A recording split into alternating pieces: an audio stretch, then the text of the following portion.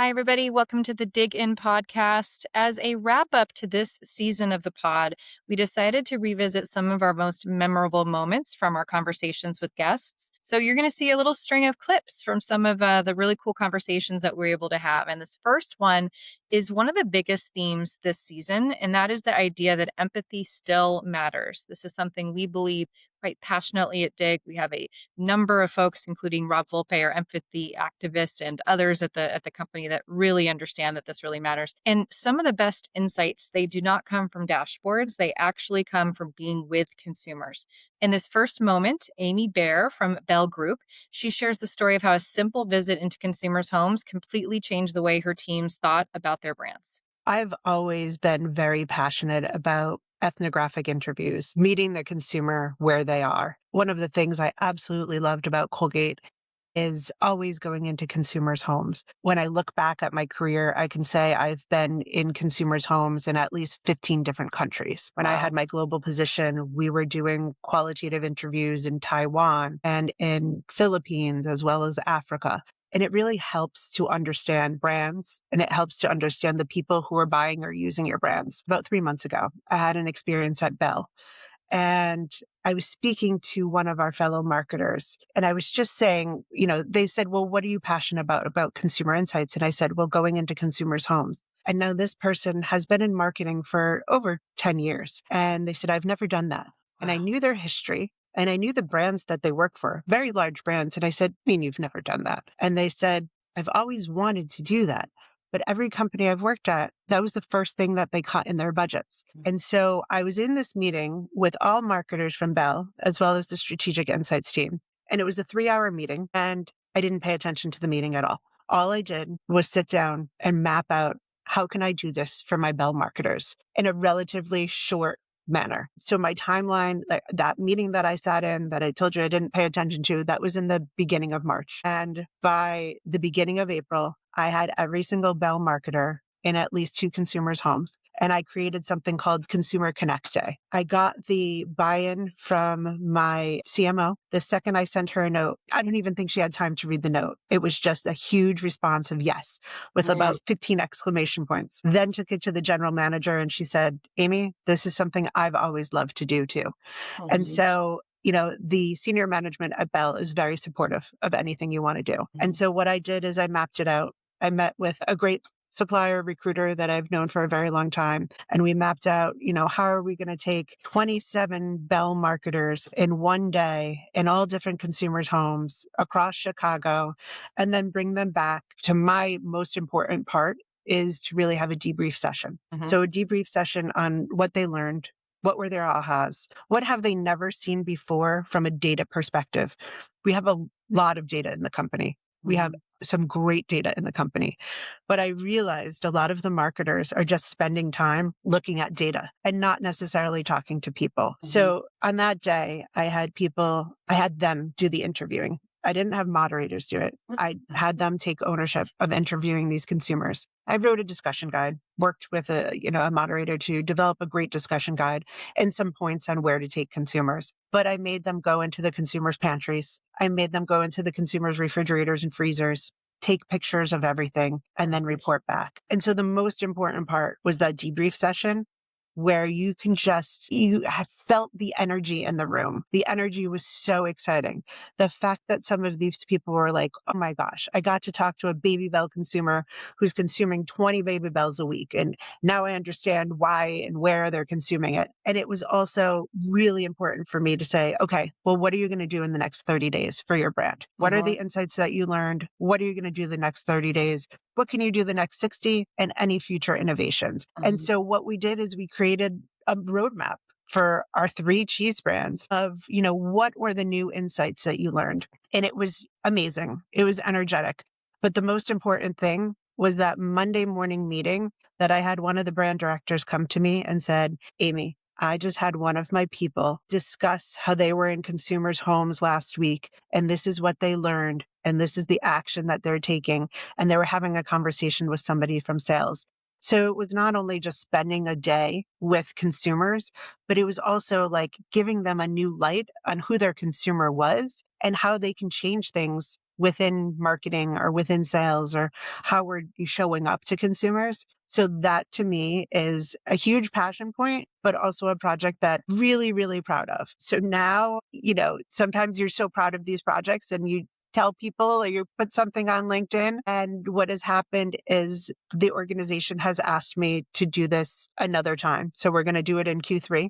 And we want to make sure that we're doing this at least 2 to 3 times a year, as well as, now it's considered a best practice within Bell. And I have my boss saying to me, Amy, I want to roll this out everywhere in the world. So it was just that one simple insight of somebody saying, I've never been in a consumer's home and it haunted me. But now I'm transitioning into like the positive out of it is great. We're going to make sure that we have more consumer connections than we've ever had before. Yeah. And that actionability is so important. So I'm glad that you mentioned that Absolutely. the most important part is okay, what are you actually going to act on? And I'm just curious because, as insights professionals, sometimes we take for granted that our stakeholders, that they kind of understand or they have observed certain behaviors that, again, you're saying they've never actually seen it. So can you share just one of the ahas, like one of the things that you heard one of these team members say that they just had this light bulb moment once they were actually in the consumer's home and they really got it? Absolutely. Absolutely. And I couldn't agree more. It is so important. Like I took it for granted that this was happening all the time. I took it for granted that people understood who their consumers were. And now it's one of those things that I'm like, okay, I'm going to take everything at face value. One interesting discussion is someone marketing from our Laughing Cow team went in a consumer's home. So Laughing Cow is a round box that has triangle wedges of cheese. The box itself has this cute little red ribbon that you just need to pull to open the top of the box. And then the top of the box looks like almost a hat top that you could just take easily on and off. Well, one of the ahas our team member had was that this consumer who has said she's been consuming Laughing Cow for at least 7 or 8 years never knew about this little red strip around the top that would help take the top off super easily. The woman actually uses a knife to cut off the top of the cheese.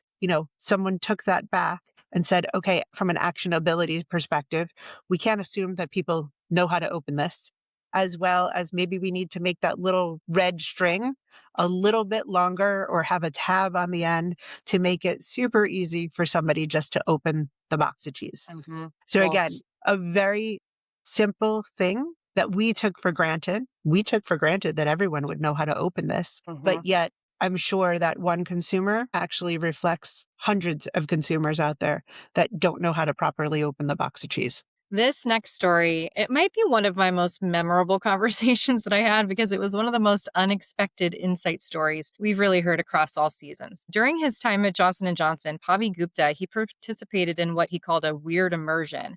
And it was at an alligator farm. Somehow it led to breakthrough understanding of how consumer behavior really changed how they approached contact lenses. So check this one out again. So the alligator farm person came to us and, at the venue, and he got a baby alligator with him. And the baby alligator was like cute, but still scary. So they got this baby alligator. And, like when we were discussing, we used to like sit in small groups and we were discussing with him on the table. And you had the baby alligator sitting in front of you on the table. And some people were brave. They would just try to pet or touch the alligator. And I didn't have the courage. And there were other people who were like, and so we came on that insight. And the insight was what we described it as irrational fear, right? So this was irrational fear. The alligator, other people touched, nothing happened. The alligator's mouth is taped up. They're not going to bite. It's a baby alligator. They are cute. Babies are cute. And even a baby alligator is cute. But you still have the irrational fear of, I don't want to do this. So it's irrational. It's not rational. And the analog was with contact lenses that, we actually created a word for it. We call it pocophobia. I don't know if that like Oxford Dictionary included that or not. But there is this insight around people having pocophobia because they feel you need to put your lenses in the eyes and they feel they're going to gouge their eyes. They feel they're going to poke their eyes and it's going to be bad and they just can't get themselves to do it. And so that was it. And we were like, that is irrational fear because it doesn't really Like there is no case, there's no medical evidence of that happening. And it's not as if people actually intentionally gouge their eyes, and it's super safe. The number of people using contact lens, number of times in a day, number of Right. people or eyes that it has touched and hands it has touched, and with no incidents at all, right? Right. So it's Right. completely irrational. And then we said, okay, how do we activate against this insight? Because Mhm. that is one of the barriers towards trial. And then, that led to a campaign idea. And in the campaign idea, like actually, as we were doing more work as follow up, we figured that consumers in their minds who had never actually touched a contact lens used to feel like, contact lenses are very hard. They Mhm. would be made of glass. And therefore, they would, when I put them in the eye, like it's going to feel, and that's why it might poke my eye or it might hurt my eye, right? Yeah. And so in the group discussion itself, we handed them some real contact lenses to play with. Mhm. And contact lenses are very squishy. They're like made of like, most of them is water actually. It's Right. silicone with water, right? So they're extremely hydrated. And so they're very soft and squishy. And some people might have remembered old times contact lenses used to be reasonably hard. And now times have changed. The technology is so much better. And like when people start like touching and feeling, and the campaign was called Touch Me, it's like, okay, touch me and you'll be Mhm. surprised. And you were surprised. And then we started doing candid cameras and like, of course, take their consent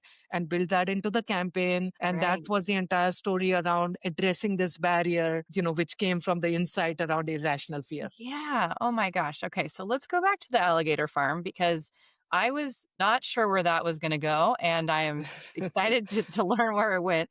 But that idea of irrational fear and that sort of coming out of this experiential session that your team had, do you think if that session would have been, I don't know, at Walt Disney World and you'd done something totally different, that you would have arrived at a different insight? Or just kind of talk a little bit about, was that just a fortuitous experiential outcome, or was there thinking going into it? Let's do it at an alligator farm because we want to see how uncomfortable people can be. Yeah. So I think it's a mix, right? I think there is some element of serendipity in terms of like how you set it up and that particular incident or Mhm. instance or something happens and then you have this, wow, that's the insight, right? And again, many times I say like insights are hiding in plain sight. It's just Yeah. that you never took time out to like really think what was happening. Everything's happening kind of in the moment and motion, and you don't like sometimes think so deeply about it. So doing these kind of immersions and doing this deeper, that is the part which is the organized part of it. It is Mhm. intentionally slowing yourself down. It is intentionally observing your settings. It's intentionally trying to make sense of like what are people doing and the psychology or the psyche of consumers and human beings, right?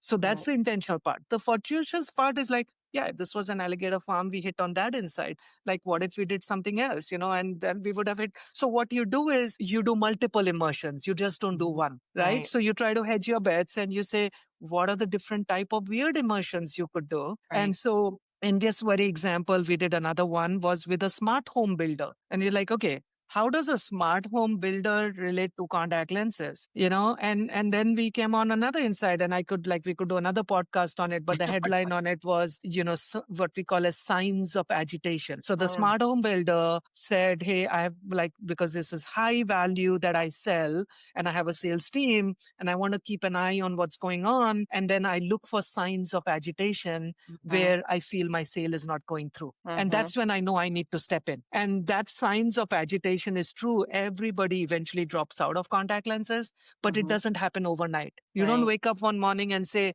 I'm done. I'm not wearing these again. Like, yes, Right. it eventually does, but there are signs of agitation. You have one Right. bad moment and another one and another one, and then you give up. And so that was the insight to say, like, can we capture those signs of agitation early? Then you can Mhm. address them, because Right. by the time then it becomes a dam and the dam breaks and then you're done. Like then you're Right. done. You're out of the category. By the way, not only are you out of the category, the likelihood of your kids going into the category goes down Mhm. dramatically. That's Because a then as really a good parent, point. Yeah. there's like we statistically prove that. Like then as a parent, you're like, I'm not going to let my kid into it because from my experience, this was not a good experience. Sure. So it's not only for that person, but it's also for the future generations or the negative word of mouth that's going to create. Right. Wow. Okay. That's really, really compelling. And then I was thinking about this irrational fear and how then you went to activate against that. And I imagine in categories where the product experience just does have such a physical and almost a visceral type of reaction, how do you think about developing things like creative and things that you can actually kind of communicate and demonstrate to the consumer that it actually will be a positive sensory experience? How do you do that in a conceptual way? Yeah, that's a very tough one, Jess. Yeah, it's a really tough one. I feel, again, there was in this particular case, we used like empathy, voice of the consumer, Mhm. right? To kind of build. By the way, one of the other themes that we address is again with the youngsters, the barriers are even higher, right? And then the youngsters, they are not like the teenagers or, preteens. They are not able to learn from adults how to put the contact lenses in and out because again it's like an adult teaching and they're like, you don't understand my life, my hands are tiny, I don't have the same motor skills that you do. Like they don't say that, but that those end up being barriers for them. They don't relate that well. And Right. then someone hit on the idea. I think there was some influencer doing, I don't know, was it Lego or one of the Mattel toys? And it was actually kids talking Mm. about their experience Right. of, and so that was another, nugget we got from there. And then we applied that here and we said, like, hey, let's look out. And sure enough, there were some influencers, like younger teens who actually were putting their content out to help teens with Mhm. grooming or like tips and all of that. And Yeah. so we did like a segment on contact lens because kids will listen to kids better. They will relate better. So I think that could be one way to address it, Mhm. which you Yeah. try to kind of say trigger the mirror neuron system and have them relate to, who's the person saying it and they can relate to that. They can put themselves in their shoes and then they can do that. That could be one kind of a workaround. The other piece is, again, we also built what was called as the AccuView experience, which Mhm. was like built an entire program around the experience elements, right? And that's when you say, how do you build an ecosystem and how do you recognize that, the entire experience of the product is an important thing. It really matters. And Right. how do you amplify the good moments and how do you address them when they have problems? They're VR glasses for me. Yeah. And as we were doing that, and I was like imagining, and like she has very keen insight, and she was like, yeah, one of the use cases for you, Pavi, you are in this space, could be we could visualize data for you in a VR, and then that could be the way you could like see. Like people could actually say, I want to go in and actually drill more into this versus that. And again, I Yeah. haven't seen too many of those come to light, but I can imagine that those kind of exciting things can be, the Yeah. minority report could be real, in terms of where this Absolutely. goes. One thing that came up again and again this season was the tension between innovation and protecting what consumers already love about a brand.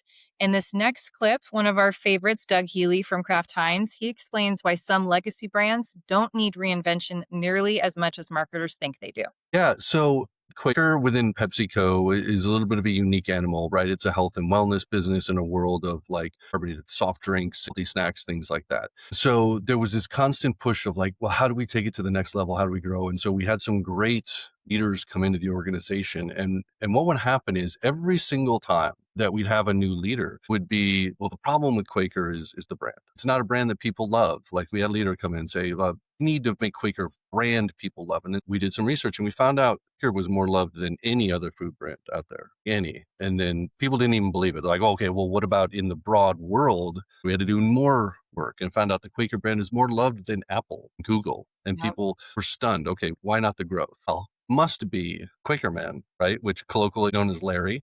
Why Larry? Who came up with that? Yeah, so it's less interesting than it turns out. It was just like the name of a project. Like Oh, somebody called a project Project Larry, and then it got associated with him. And then okay. because it was kind of quirky and funny, it stuck internally. Though I'm pretty sure his formal name is Quaker Man, but I don't work for the Yeah. company anymore, so I don't have to abide by the rules.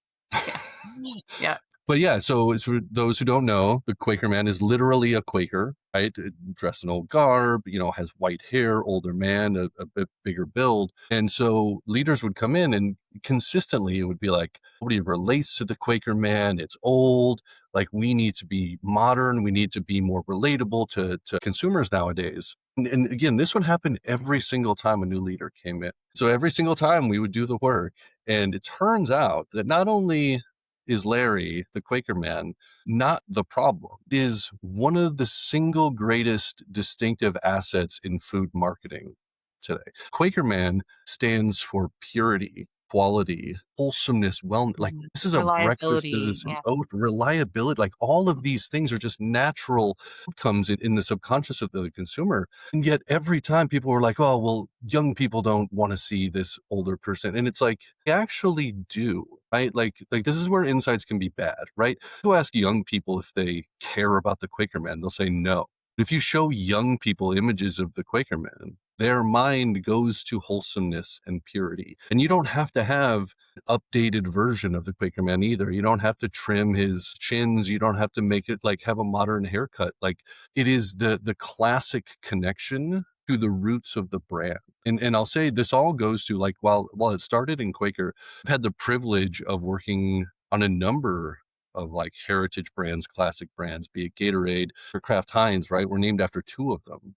Yeah. And consistently, what I hear from people is, I literally was having this discussion yesterday about one of our businesses of, well, do consumers care that we invented cream cheese? Yes. Yes, Yeah. they do. Yeah, 100%. And again, it's one of those things, if you ask a bad question, you'll get a bad answer. If you go ask consumers, do you care that filled out? No. Who cares? If you tell the story as a marketer, in Gatorade, we would do this all the time. We had leadership telling us, Gen Z does not care that Gatorade invented sports drinks for athletes, does not care. Do not waste the time telling that story. And then we did the work, and of course they do. It's one of those things where when you have an origin story, when you created a category, when you tell the story of how Kraft invented macaroni and cheese as a comfort, easy, affordable food for families, that completely changes the mindset of big corporate to something humanized and meaningful and purposeful. So one of my colleagues, Lindsay Clint, who I've worked with on Quaker, on Gatorade, now here at Kraft Heinz, any conference planners are listening, we're going to put together a presentation on this and the power of heritage brands. And one of the last things I'll say on this is, be wary of things like modernizing the brand. And what I mean by that is, when we say, and I say we as like marketers, when we say we need to modernize the brand, what we really mean is we need to make our brand relevant. And so in order to make your brand relevant, you need to understand the drivers of the category. You need to understand how your brand achieves versus those things versus not. Don't make assumptions. Allow yourself to be surprised by the power of your story. Because Love that. the other problem with modernizing the brand is, if you create a brief and you go to a designer and you say, like, the word modern means something different to a designer than it does to us. Like again, because we mean relevancy. Designer is very specific, like modern design is a very specific element of design. And now suddenly you have a heritage brand that's going to the edges of the bell curve as it pertains to like how the brand comes to life, which is, we're huge heritage brands. We exist in the middle. We need to have broader appeal. And so this isn't a problem with design agencies. This is a problem with us and how we communicate. And so it's just, be very careful about the words you use. And again, allow yourself to embrace your heritage, understand the parts of it that are really powerful, and use it to your advantage. So health and wellness was another huge theme this season, especially as brands try to move as quickly as consumer behavior is changing. In this moment, Jenna Levine from Danone, she shares how her team rapidly developed a product designed around the very real needs emerging from the GLP-1 movement. Yeah, so Oikos Fusion is, we call it a cultured dairy drink. It's basically a yogurt drink, but specifically designed for GLP-1 users, or really anyone on a weight loss journey. And what makes it unique is it has this patented blend of protein, leucine, which is an essential amino acid, and vitamin D that helps retain lean muscle mass during weight loss. So imagine you're losing a bunch of weight. Very often your muscle is actually coming off with it. And so there's this kind of common phrase of like, I want to lose weight, not muscle. And so this patented blend really helps solve for that need. And so in addition to this protein blend, we also have prebiotic fiber for digestive health. We have no sugar added or artificials. We have vitamins B3 and B12 for energy, all in a really small format of just 7 ounces. So it's a really nutrient dense offering for people that have pretty small appetites, and it's hard to meet those nutritional needs in kind of a small meal. Yeah. So how did this idea get inspired? Like, what sorts of conversations and context was happening at Danone when you guys decided to embark on this? Yeah, I think there were kind of a few things that drove this. First and foremost was about a year and a half ago, we were starting to hear a lot about GLP-1. We didn't know much about it, but, we were kind of starting to read it in the news. You can kind of hear and feel this trend starting to like bloom. And we kind of felt this surge potentially coming. But like I said, we didn't know much about it. So we wanted to just first explore who are these users, what are their needs, and how does it actually impact their food consumption? Because obviously weight loss and food consumption are very interconnected. So we started with doing some ethnographies and an attitudes and usage study to just get that foundational knowledge on who they are, the role that this drug is kind of playing in their journey, and then, of course, the role that it has on food and beverage. So that was really kind of the first piece of like, okay, there's something interesting here where we learned that, they have incredibly demanding nutritional needs. You have to continue to hit kind of the protein goals, the fiber goals, the vitamin and mineral goals that any person who's not on a weight loss journey is hitting while having a calorie deficit diet, while having a small appetite, and then also having side effects. So there was clearly an opportunity here to do something different to help this unique audience. Yeah. And so as you went about approaching that, like what were some of the unique things that you employed, whether methodologically or just some of the ways that you looked to unpack some of those insights? Because it has been quite a journey, right? You said 18 months, Yeah. but man, I felt like it went fast probably on your end. Yeah, totally. I think, and it was less like in the start, but one thing that's been really important for us is actually tracking kind of GLP-1 usage and behavior over time.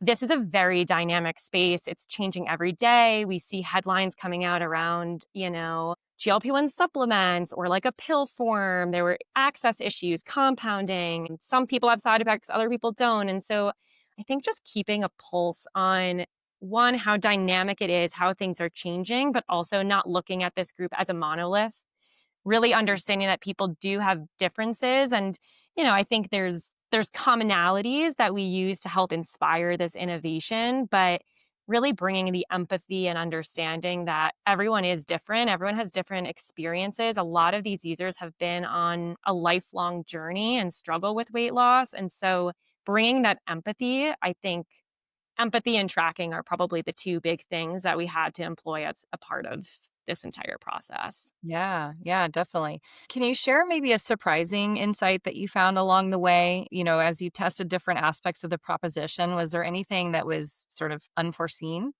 I think one surprise was that we were, and we still do kind of include anyone on a weight loss journey, but I think really understanding that a GLP-1 user is actually quite different than someone who is on a weight loss journey and not taking these medications. And they actually have opposite needs, right? So like someone who's on this journey, this GLP-1 journey, has a very reduced appetite. They don't really want to eat. So like small format nutrient dense works.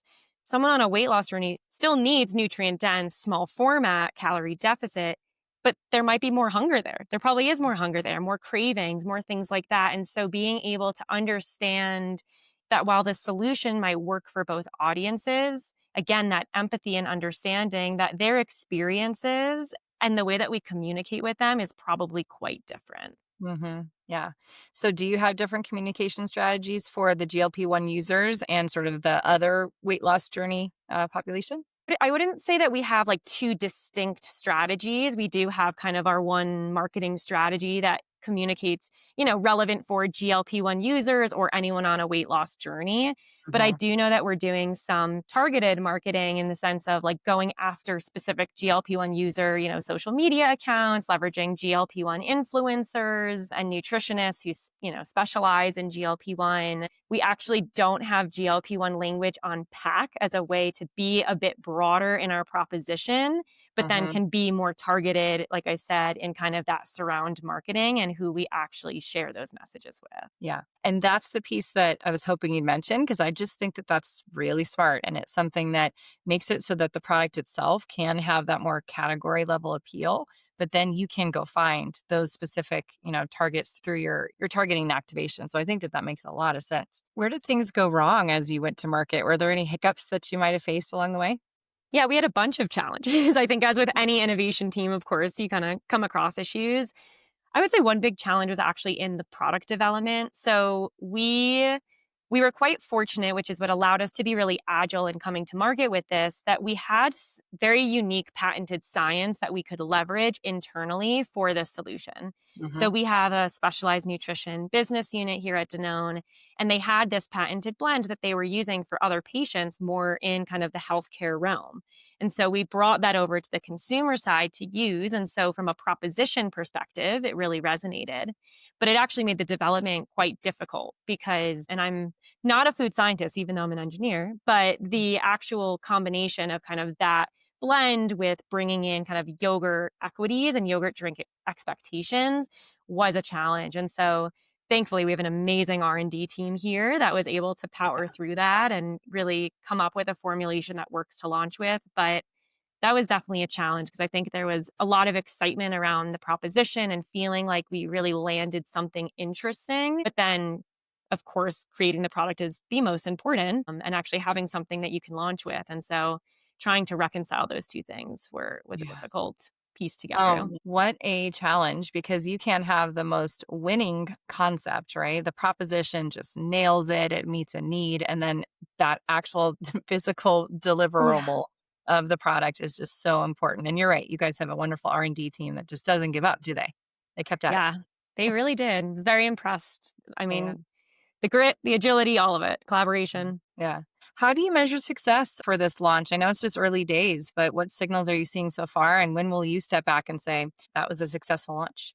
Yeah. So we are just about a month in. So honestly, it's too early to even kind of give early signals. I think I just heard yesterday we have like 3 weeks worth of data. So super directional. I think we're getting some early signs that there is some success, but again, like very early to even say. I am personally watching reviews like a hawk. I'm on Walmart's website every day for the 3 flavors and trying to see what people are saying. But I think just hopefully not only like getting that initial buy, but we really look at repeat purchase as definitions of success, making sure that sure, our marketing efforts can help trial and drive that. But if people aren't returning and enjoying the product and actually getting the benefit from it, then, we have a challenge there. So success to me will look like having high trial scores, but then high repeat as well, and actually having a product that fuels the Oikos business.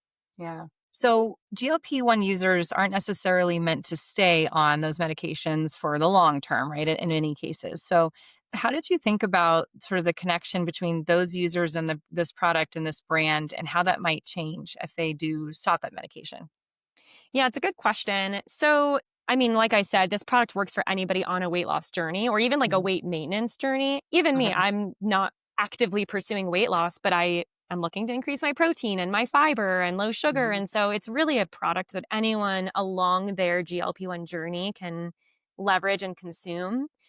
But we do at kind of a Danone portfolio level look at that journey and all the different products that we can offer. So Fusion is really a strong product for someone, especially in kind of their first 3 to 6 months on their drug, where they don't really know what to eat, what causes side effects, or what might trigger side effects, or they're starting to see that muscle mass loss. And so that's a really great proposition to help solve for some of those needs in the first 6 months or so of the journey. As we look at people offboarding, especially because that food noise comes back, the cravings come back, we actually have another proposition, which is our new Oikos protein shakes. That's a really strong offering for those offboarding GLP-1. And so we're starting to kind of play with that as well and targeting some GLP-1 users with the Oikos protein shake as another potential offering to, of course, support you along your GLP-1 journey, but definitely as you come off of it. Oh, that's great. I mean, within the portfolio to have those types of ways to help. And I know that Danone, just as a company, is really good at education for consumers as well. And so I imagine that's part of that strategy, is sort of helping the offboarders navigate that next phase. So that's wonderful. What's your Yeah, biggest definitely. takeaway from this experience? It's been a huge launch, a great one to add to your resume. What are you taking away from it? I think for me, because this was such an agile approach to innovation, I think from beginning to end, it was about a year. I mean, our first agile push was the first 6 weeks of this. We came into this of there's an opportunity here, and we had 6 weeks to get to a validated concept that could be announced externally. And then again, agile to actually go and develop this is that strong collaboration is really the way to do agile work. And that's getting a really tight core team, knowing who your decision makers are, having respect for each other's perspectives and POVs. So me coming in with the consumer view, the market view, but then having kind of the brand leads come in and understanding what the brand opportunity is, and R&D coming in and having those open conversations and deciding together what the best path forward is really important. And I think lastly in the collaboration is having a vendor you can trust. I mean, you know this because we worked really closely with Dig. And I really think part of the secret sauce of this Fusion launch was our partnership with Dig and our ability to leverage the Upside tool because, we didn't have to onboard you every single time we were going through a test or a survey or whatever it might be. It was you guys were in the trenches with us providing ideas, thinking through the implications. Like you almost knew before we did what test we wanted to do next. And so that's what really allowed us to work through the consumer insight piece in a really agile and strategic way. Well, thanks for listening to those memorable moments from this season of Dig In. And before we wrap up, one quick thing we're really excited about. We are launching a brand new podcast called Between Two Joels with our AI experts, Joel Anderson and Joel Armstrong. It's a deep dive into a specific AI topic designed to make AI feel more accessible, practical, and a lot less intimidating. So if you've been curious about AI but haven't known where to start, definitely keep an eye out for that launch coming very soon. They're two of my very favorite people, and it's bound to be entertaining and give you some good learning too. So thanks, everybody. We hope to catch you next season on Dig In.